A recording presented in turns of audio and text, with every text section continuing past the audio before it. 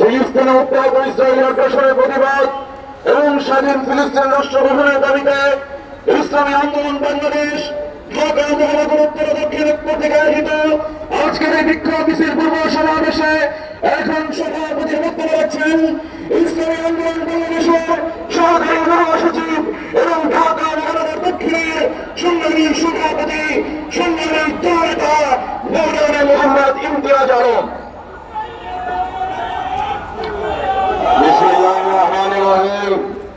সাথী বন্ধুগণ, আপনারা জানেন ইসরায়েল বারবার এবং আমেরিকা এবং জাতিসংঘ সহ এদের অবহেলায় আমাদের ফিলিস্তিনের শিশুদের উপর হামলা করেছে, আমাদের নারীদেরকে হত্যা করা হচ্ছে, মসজিদ গড়িয়ে দিয়েছেন, হাসপাতাল গড়িয়ে দিয়েছেন, বাড়িঘর গড়িয়ে দিয়েছেন, সেখানে বসবাসের মতো কোন জায়গা নাই, খাওয়ার পানি নাই, ক্ষুধা নিবারণের মতো খাদ্য নাই, তারপরও ক্ষুধার্ত মানুষের উপর নরঘাতক নেতানুর্দেশে বারবার আক্রমণ চালানো হচ্ছে।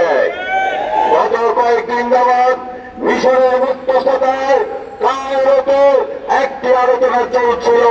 নেতানিয়াহুর সেই নরপশুর এক কর্মের কারণে যুদ্ধবিরতির সেই আলোচনা ভেস্তে গিয়েছে। আমরা পরিষ্কার বলে দিতে চাই, আমরা নিন্দার প্রতিবাদ করতে চাই না। আমাদেরকে এক ইতিহাসে অতীর্ণ হতে হবে।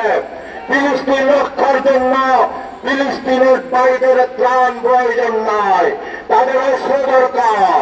অতএব আসুন সবাই মিলে ফিলিস্তিন রক্ষার জন্য, আল আকসা রক্ষার জন্য আমাদেরকে অস্ত্র হাতে তুলে নিতে হবে।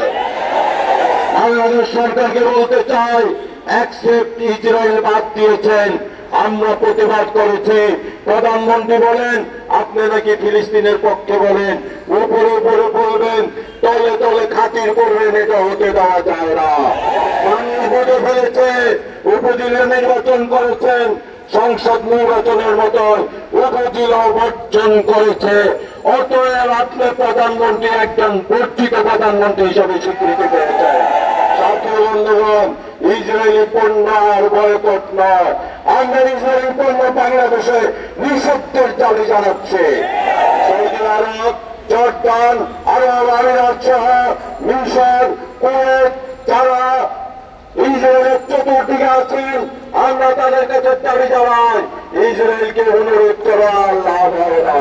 হিংস্র যেরকম ভারতকে যদি বলেন তুমি খাবে না, সে খাবে খাবে খাবেই খাবে। ইসরায়েল নরপশুর দেশে পরিণত হয়েছে। অতএব আপনারা আকাশপথ বন্ধ করে দিন, ইসরায়েলের সব প্লেন বন্ধ করে দিন, আপনাদের আকাশ সীমায় যেন না উঠতে পারে। তাদের পণ্যবাহী অস্ত্রবাহী সকল জাহাজ বন্ধ করে দিন, তাহলে ইসরায়েল যুদ্ধ বিরোধীতে রাজি হবে, যুদ্ধ বন্ধ হবে।